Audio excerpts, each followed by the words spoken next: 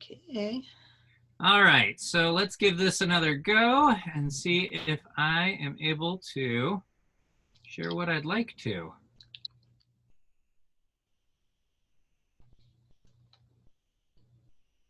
All right.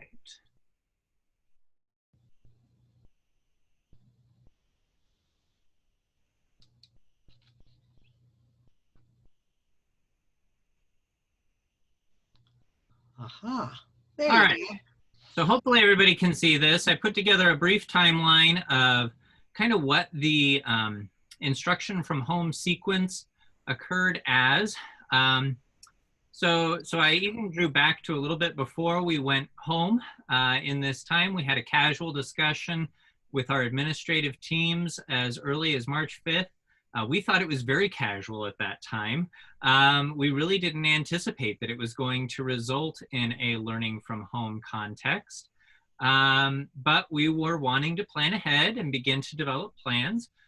This also paired up with when at least Westside's parent-teacher conferences were happening. And incidentally, we noticed that out of a small number, parents weren't as comfortable coming to in-person conferences. And so we were trying to be accommodating and have some of those conferences by phone.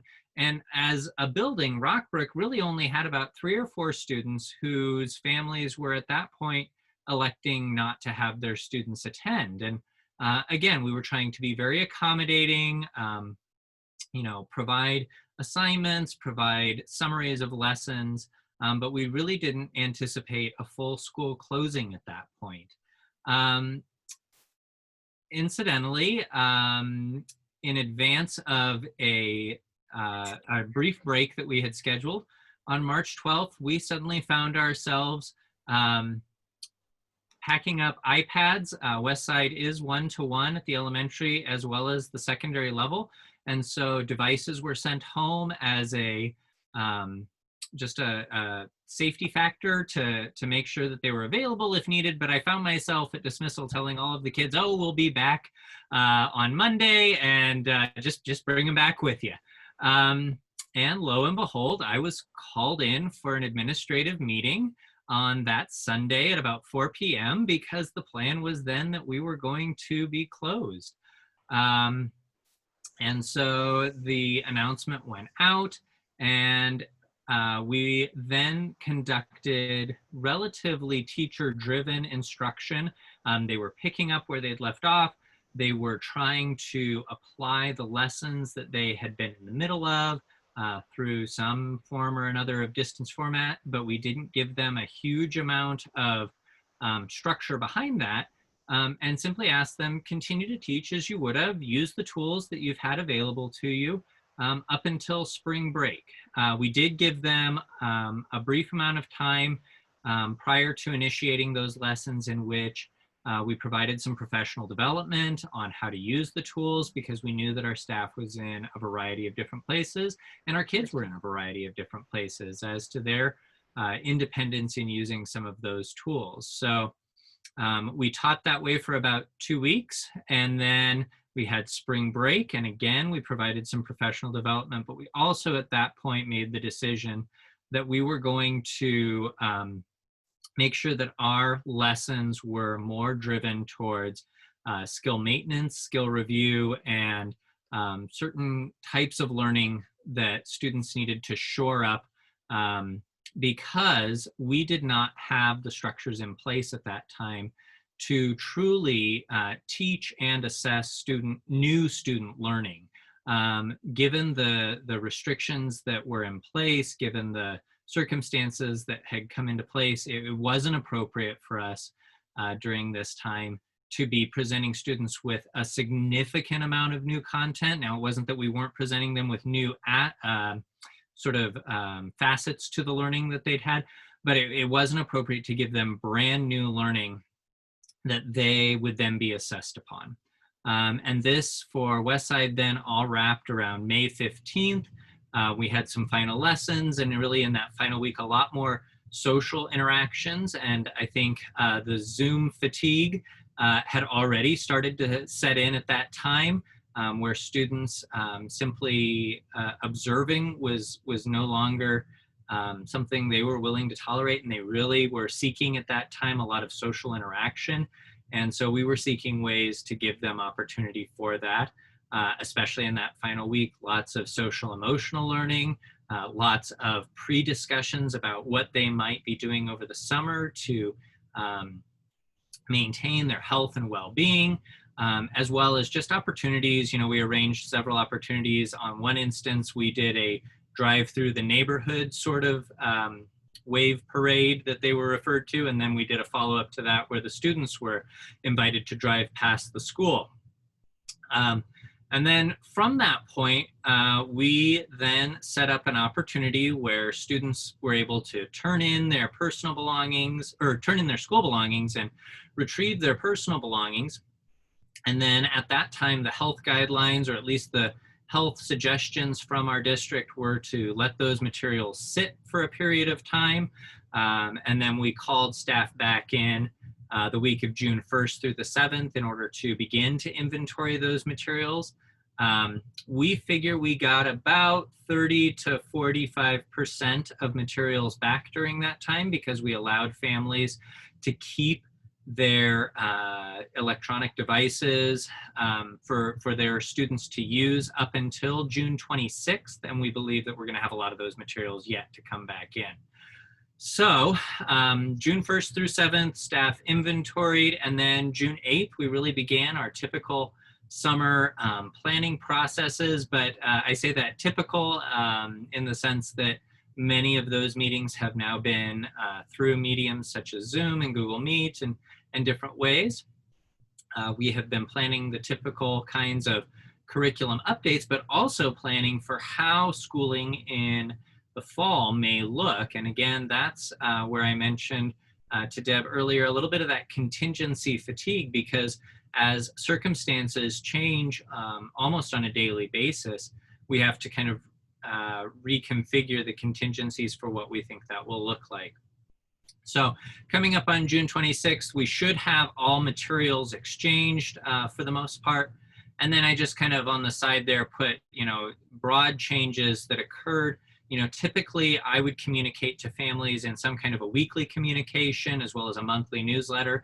And we found it necessary during at-home learning to really communicate in a daily basis. I produced read aloud videos for all of my students. I produced daily communications for all of my families, and my teachers all produced daily videos for the students. We did have to adapt a lot of the social emotional learning to accommodate the stresses that students and families were experiencing. And then we provided a limited amount of daily instruction, about 2 to 4 hours on average, with one specialty subject, those being art, music, PE, and library per day. And what we also had to really begin to accommodate was that learning was much less synchronous than we had experienced when we were in person in school. I'll go ahead and stop my share here and come back to where I can see you all. So learning became, as I mentioned, less synchronous in the sense that not all students were able to participate in the moment the way that we would have them do during a typical 8:30 to 3:30 kind of school day. Some students did not have a parent able to be at home with them. They were with a relative, or they were more independent during this time. But that resulted in them not having an adult necessarily directly available to support them.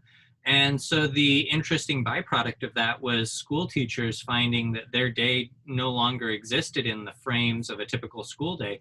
Their day extended from as soon as students began emailing them in the morning until they were able to provide feedback in the evening. And so we continue to work on ways that we both communicate to families and communicate to teachers where appropriate limits on that workday may be, and how they can still support students, what kind of structures they can put in place that support students and families if they aren't able to participate in all of the synchronous kind of opportunities, the in the moment kind of, these kind of video chats and things like that, because those weren't always an option for all families.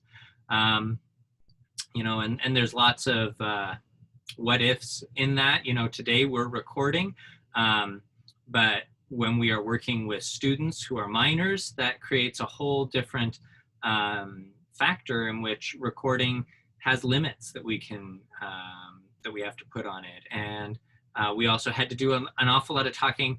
This video stream is coming into each of our homes, and I purposefully have put up a background behind me because I'm sitting in my home office that's a little bit messy, and I didn't really want to put that on display.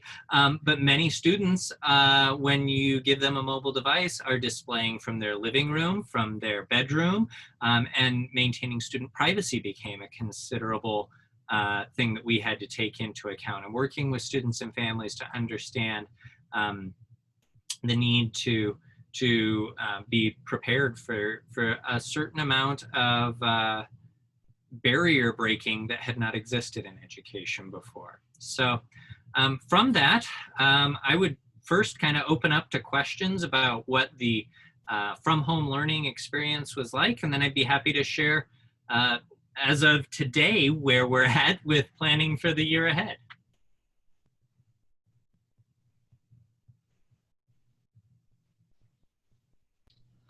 I hadn't really stopped to think about how many privacy issues you would have along those lines.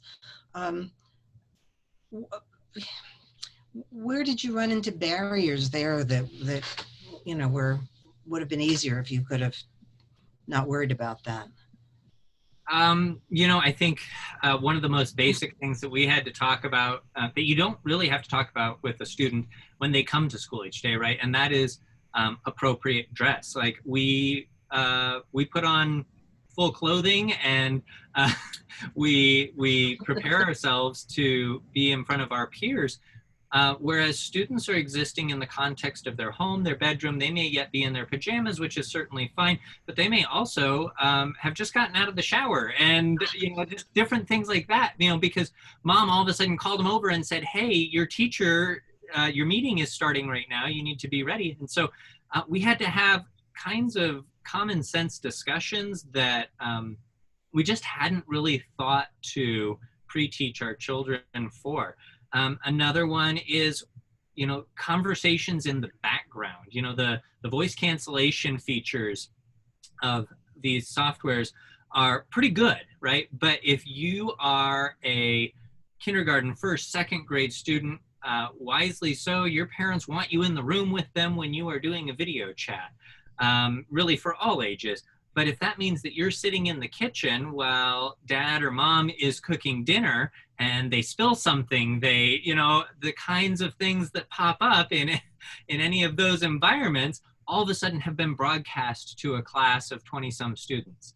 And that's a different context that we had to really take into account. To say nothing of pets. Certainly, and we very early, we figured out, okay, we need to designate time to show off your pet, show off that new Lego structure that you built. But you know, that even doesn't limit itself to children. I've noticed in professional meetings with colleagues, I now very purposefully set aside the first 5 minutes of the meeting where we're just going to have a casual conversation. We're going to talk about the fact that it's Father's Day. We're going to talk about the fact that somebody just had a baby, or somebody you know, had this exciting event. It's somebody's birthday, and we're going to check in on those kinds of things, because that kind of human connection is something that people are craving. And in order to give their full attention to the kind of business that we have to pursue. So, you know, I mean, it's something that I think we initially thought of for children, but realized very quickly how critical that is to adults as well. Nikki, you have to unmute yourself first. There you go. What are the differences in doing this with small children up to, you know, grade school kids versus junior high and high school kids? Sure. So our middle school and high school, I would say that given the circumstance under which all schools had to close, the rather surprise or short notice nature of it, we made a decision by the guidance of departments of education that we would we would really accentuate the gains that students made, but try not to hold against them the difficulties that may have occurred from this. And so, at least at the elementary level, that manifested in the sense that we did not give a formal report card.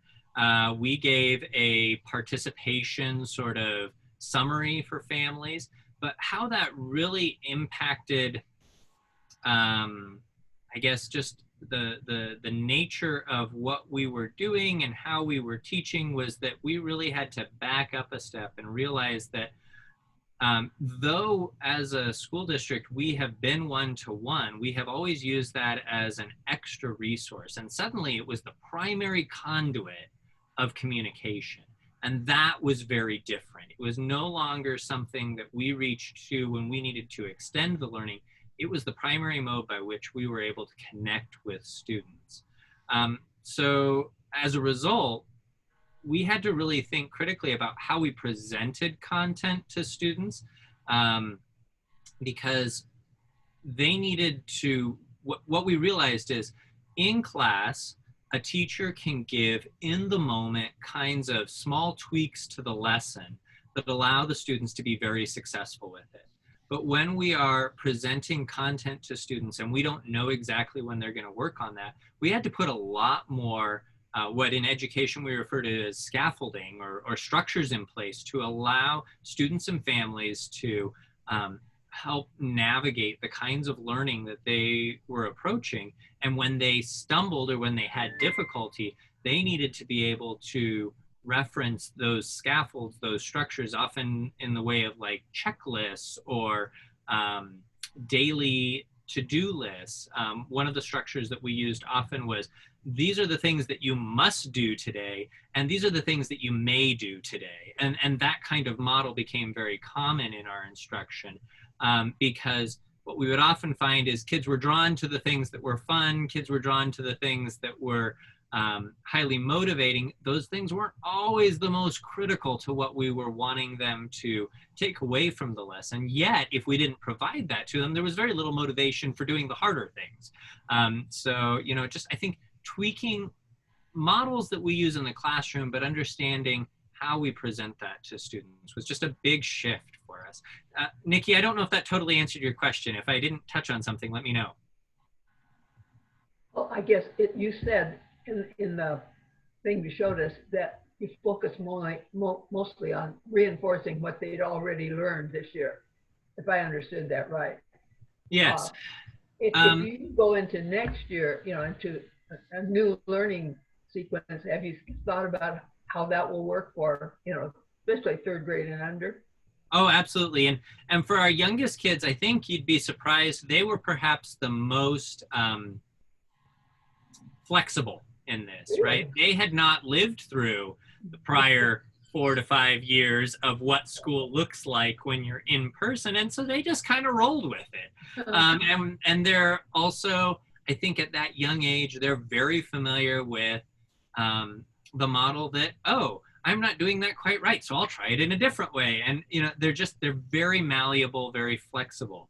And they also have, I think, a tolerance for, I didn't get it this time, that older students sometimes don't. Older students have developed the sort of sense that if I didn't get it now, there must be something wrong. There must be something that I'm doing wrong. Whereas young kids still have that mindset of, I didn't get it, and okay, let's try it a different way. So I think that was perhaps of benefit there. Also, I think our youngest, our teachers of our youngest students are keenly aware of how critical the social structures, the social practice, the emotional structures are. And as kids age up, we tend to expect that they have those things in place. And so we tend to be less purposeful in how we plan for those opportunities socially and emotionally for kids. And we really had to take a step back and recognize how critical those things were. Now, in planning for the fall, we definitely know that we need to build instructional opportunities that first teach the kids and the kinds of things that the kinds of modes of learning that we are going to expect them to operate in. And that's a first critical step, because we can't continue to simply say that they're not accountable for content. We can't continue to say we aren't going to teach new content. We can't put learning and school on hold indefinitely. So if we find ourselves learning from home, we have to put in place the structures that allow us to do that at all ages, knowing that there will be limits, but you know, knowing that also we have to be flexible. But in order for kids and families to be flexible, we have to think really critically about the structures that we'll put in place for them. So in that, sort of the next steps, or the pieces that we are looking at putting in place, is really a contingency plan. And I would say this is the language that we've used in my district, but I think similar kinds of planning are occurring in many districts. And that is, we're using a model we're referring to as a red, yellow, and green model. Red being a fully from home model, yellow being what you may have heard talked about, which is that students would come in smaller groups, essentially shifts of students that would reduce the number of students present in the school. And then green, a fully present in the school model, which, you know, had you asked me 3 weeks ago, I would have said we were probably in yellow. And I would tell you that the strongest push right now is really a strong green, with incredibly strong personal protective equipment and health and safety kinds of conditions in place. That seems to be the direction we're going. However, we know that even if we come back in that green with all students present in the classroom sort of model, there is a very good likelihood that at some point over the next 3 to 6 months, we will find ourselves back in a yellow or a red condition. And so we are really looking at teaching in a very different way. Even if we are in person, we intend to teach in ways that may replicate much of the models that we used from home to build those skills, so that if we have to be learning from home again in the future, that we will have built those kinds of habits in our students. Garrett? Yes. I have a question. I'm going to be teaching at St. Thomas More in the fall, vocal music, which of course presents some challenges in terms of COVID-19. Certainly. And what our principal has suggested is that I move from a regular classroom to the church, which is a very large building. Sure. And but it doesn't really have any windows per se that I noticed. So the question is that a friend of mine alerted me to the possibility that there may be a problem if the building itself, the church, doesn't have air circulation, like no windows. But if it has air conditioning, is that a decent substitute? And, you know, will that make it better than the small room I originally mentioned? Yeah, so one of the things that we are looking at in education is actually the air changeover rates of our different buildings, and what methods and means we have to do so. We have not yet, or at least I have not yet as a building administrator, received direct guidance as to what that looks like. The governor has now, I believe, approved us up to 30 students in a classroom, which is actually more than we would have in a current setting. But I know there are different stipulations currently in place regarding singing, regarding instrumental music, and those we are still kind of working and hashing through some of the challenges with. You know, I was actually just speaking with our band instructor the other day, and in that conversation, we quick looked up and noticed that some public performances, they've actually been modifying masks and putting them on the bells of instruments. I don't know if there's actually any science behind that. It just, I think, makes people feel a little better. But what right now we have at least said is that we may actually consider, while weather is appropriate for it, taking our vocal music and our instrumental music programs outside when possible. And so we are looking at those structures. Again, that's a big part of that air changeover kind of thing. But certainly I think larger spaces are something that we have been exploring, and also just in speaking with Stephen at church. I know he was several weeks back very disheartened by the American Choral Directors Association conclusions.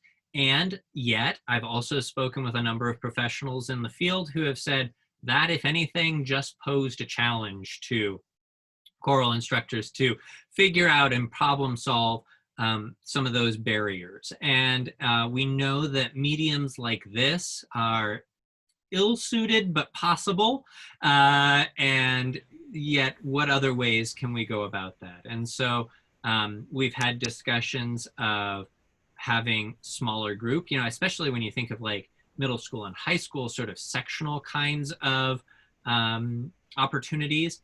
We know already, and the quickest parallel for me as an elementary principal that I've got strongly on my mind is, what does lunch look like if we have 300 students back in the school?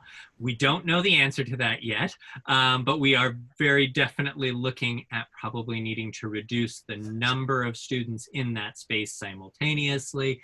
And as you mentioned, increasing airflow, we've started talking about how we really ramp up our HVAC systems, how we also change over the amount of fresh air coming in and out. So we've looked at large fans that could be placed in doorways and windows and things like that to try and draw a through flow of air through rooms, so that we are pulling air in from one end and pushing it out the other, so that we aren't just necessarily recirculating air within the room, but really constantly bringing in fresh air.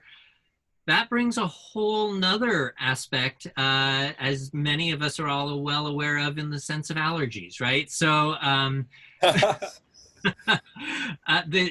there's no win in it per se, but we want to come up with the best circumstances we can. So I don't know that I fully answered your question, but I think yes, the answer is maximizing the amount of airflow in a space, having it be, at least the guidance that we've received so far is having it be across a space so that air is drawn from a fresh source and out of that space is what we seem to be idealizing.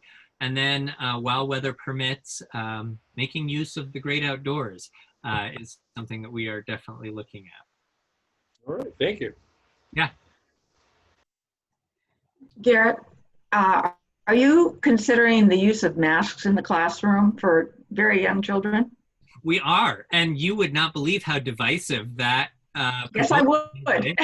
I mean, you may. We sent out a survey to all of our families as a district and said, here are the conditions we think we might be educating under, and we'd like your feedback on it. And we had probably a good, probably 40% of our families that said, I really don't want to send my child back to school if everybody isn't wearing masks. And we had about 40% say, I don't want my child to be wearing a mask and you can't tell me they have to. And we had, the remainder 20% say, we'll work with what you tell us, which, I mean, that's unfortunately a very common model in education, that you got a portion that will do whatever you ask them to, a portion that need an explanation for, and a portion that are just going to resist whatever. We are currently, I would say the most common discussion that I've had thus far is that we would ask both students and staff to be wearing masks. We are certainly right now exploring what, if any, partitioning may be necessary. That's a huge expense, so we'd like to avoid it if possible, but we first and foremost want to do what's safest for kids. We have looked at what level of masks we need to potentially provide so that there is universal opportunity for protection. We have also started to discuss what we do for our parents who strongly object to wearing masks. What do we do when a student soils a mask? So we've looked at providing multiple masks available, how we ensure that they're laundered in a way, if we're using reusable masks, that has disinfected them. And right now, we actually have a great testing opportunity, so to speak, in that all of our 10 elementary schools are currently housing before and after care, early childhood kinds of programs that were licensed through the county to be able to operate. And that currently the way they are operating with much reduced numbers by what school would look like is that adults are currently wearing masks, but students are not required to. We certainly support their families if they choose to send their child in a mask. And we are socially distancing. We are separating students into small regions within the building. We are, for instance, serving all meals in socially distanced settings and with meals coming in sort of covered to go type containers so that if in transit, there's no risk of it being exposed. There's a lot of things that we're trying to do proactively. We are yet to, what we would really like is for the state or the county or the Department of Education to give us a requirement. And nobody wants to do that because once a decision is made, it will be questioned, and they'd much rather just leave that for us to make the decision. But ultimately, we know that we need to make that. I think in the educational community, Lincoln Public Schools has come out as one of the first to say what their educational plan formally will be. We are looking to make that announcement probably in early to mid-July. I expect to be hearing a draft version of that in the coming week or so. But that is likely to include masks, we anticipate, and the question is whether they're required or whether they're recommended. Garret, what are you planning to do when parents come up and say, I'm not going to have my child in your school building with other people. We have a grandma at home who's not in good health, and I can't have them coming back home here every day and infecting grandma. So we are still working a little bit through that. We've talked about a couple of plans for how we educate the students who have the full right to a free public education if their families do not feel comfortable with them returning, either with a reason that is a health and well-being reason like that, or simply because they are uncomfortable doing so. We have not yet set stipulations as to what is a, quote, warrantable reason or not. I would very much doubt that we will go down that road. I think we will probably honor most requests as long as we have the means to do so. Teachers are equally concerned. Does this mean you're going to ask me to simulcast my classroom? It's a very uncomfortable thing for teachers. They understand the means by which it is possible and may be necessary, but they are also, I think, well warranted to understand that that means that they're under a microscope all day long if we truly do that in its fullest sense. So there's a lot of compromise that we're exploring in that. Would we, for instance, say, okay, teachers, you need to plan during your lesson a 30 to 40 minute section that you are willing to say is the core content of that lesson, and that's what you're going to record. Then the question becomes, so much of learning is communal, is done amidst a group. So how do we ensure the privacy of all students while engaging students with the kinds of conversation that are a natural part of an educational experience? And so we're working through a little bit of that. We anticipate that that will change as time goes on. We also are looking at what tools are best suited to that, and probably will be a little bit more structured in what tools we request that teachers use. During those first 2 weeks before spring break, we pretty much told teachers, find a way to make learning happen. And we allowed them really to use as many tools as they could come across. And then we asked them to provide some feedback as to what worked and what didn't work. And so then here in the early weeks of the summer, we've provided some professional development opportunities in which we've tried to highlight best practices and help them understand the different kinds of learning contexts and what tools best lend themselves to that. And we've been in really close collaboration with our partner districts in the area to find out what kind of tools they used as well, and learn from each other in that way. So from all of this, I think what we hope to accomplish is a more concise method of educating if we have to do through distance means. That means for our students who don't feel comfortable coming back either for health or for just comfort level, that those options may be a little bit limited, but they certainly will still have access to an educational opportunity. And then sort of on the side note of that, we know that we have staff who have compromised immune systems. We know that we have staff who live with individuals who have compromised immune systems. And so we have reached out to our staff and asked them to communicate to us if they don't feel comfortable coming back. And in those cases, we are looking at options where we may have a small contingent of staff members who are really dedicated to working from home and providing supports to families who may also not be comfortable coming to the schools. So, and then a third contingency that only just materialized in the last week was that if we end up, as I kind of described that yellow category before, where students come on certain days and don't come on certain days, just what do I do with my own child on those days? And so we have discussed as a district creating sort of study center structures where staff members who are unable to supervise their own child on the days that that child is asked not to attend, that child could attend those centers, and that there would be certified teachers available to help support those study centers. We know that we can't do that on the broader sense for every child. We can't operate two school structures per se, but we do think that we can support our staff and our teachers in that capacity. And it's at least something that we are strongly looking into, just to at least have a plan in place. Again, we really want to come back in green. We really want to come back with all students present. We feel that that's the best environment for learning, but it's only the best environment for learning if it's the safest environment for learning. Speaking about technology, what have you found out so far has worked best, and are you leaning, what are some of the advantages or disadvantages of the various forms of technology? And do you have any gut feeling about what you're going to be, what kinds of things you might be using more than others this fall? Sure. I think less is more is the lesson that we've learned.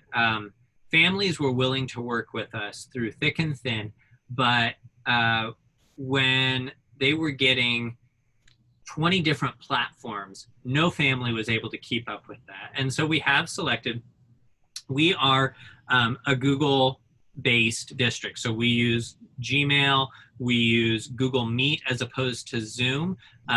This format actually, many districts in the area are using it. Our technology people tell us that they don't feel that it meets the criteria for privacy that they want to have in place. So we currently... Which one doesn't?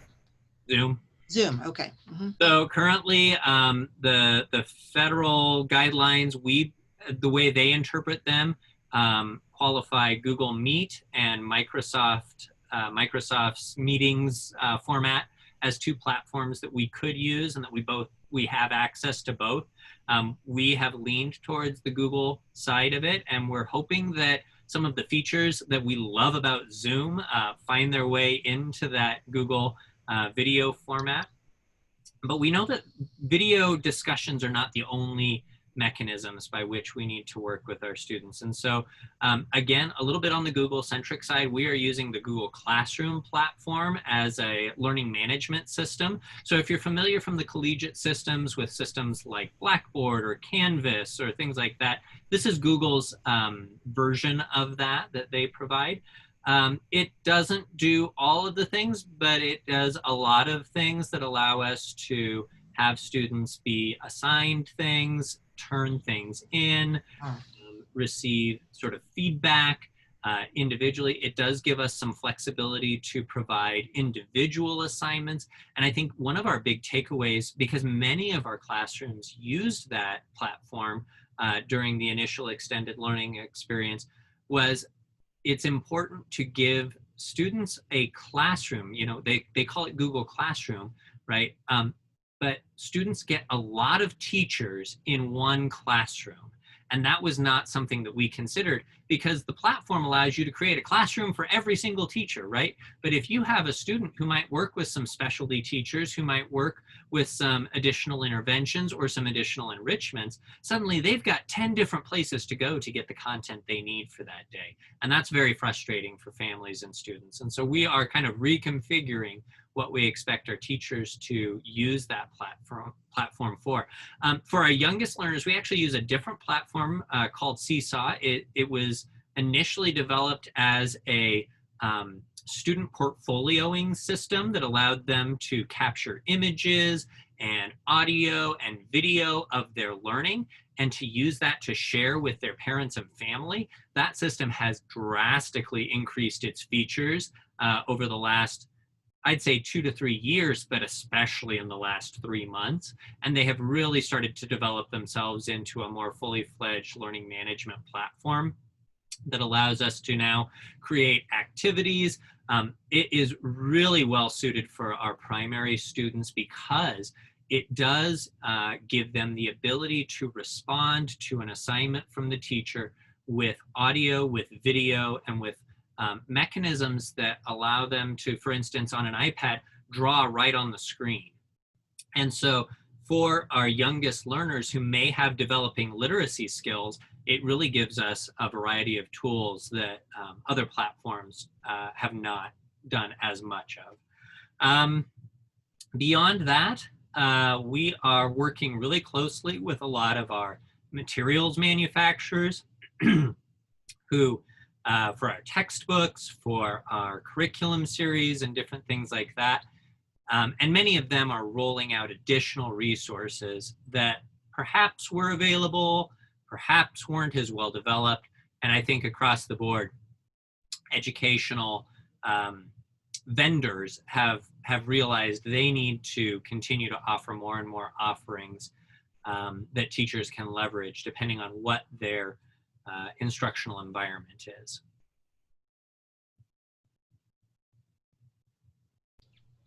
Thank you. That was very, very interesting.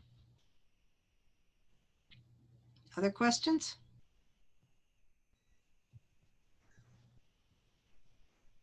Well, do you have anything more to say about your plans for the fall, or have we pretty well covered all of that with the Q&A? Yeah, I think we've hit on a lot of the educational aspects. I think we continue to work through the social and community aspects of school. Those are things that we are just beginning to discuss. So schools function as the hub of many communities, especially elementary schools, being sort of neighborhood centric. And we host a variety of events that bring large groups of individuals together. And we know that we are going to have to reconfigure what that looks like. The Veterans Day breakfast or the open house night is the more pressing one that's coming on us quickly. Many of our facilities host soccer practice, baseball games, field day, big events that are all school and oftentimes all community events. And how do we, as educators, find ourselves in a way to support socially responsible practices without sort of wagging our finger at communities for what's right or wrong, because communities are figuring that out themselves. They're choosing as neighborhoods how socially distanced they are or aren't. And that really extends beyond the role that we have in the school. And yet we know that students are going to come back to school with those as the established expectations. And so how do we really talk about this is how we're going to operate at school? That may or may not match with how things operate in the broader neighborhood, the broader community, or if the way the metro is structured, especially with social activities, people go all over our community, and how those communities are operating is different throughout the area. What different neighborhoods are comfortable with varies. And yet, how do we talk to our kids about common expectations here at school, when those expectations are different at home, when those expectations are different when you go to your out of school activities. And as a church, you know, that's something that we are engaging in that discussion with as well. So I just think that is sort of the next steps that we are looking into. Lots of things to consider that wouldn't have occurred to me. Certainly. Are there any other questions that folks have or things they're wondering about? Just I wish you luck making the right decisions. Well, I think we have come to the realization that there's probably no one right decision. There will be a right decision for this moment. And making sure, you know, one thing I didn't talk about per se was at the very beginning of this, I remember our superintendent came to us and said, create a plan if we weren't going to be at school for 2 weeks. Don't cancel anything, just think postpone. And very quickly that became, what can you substitute online?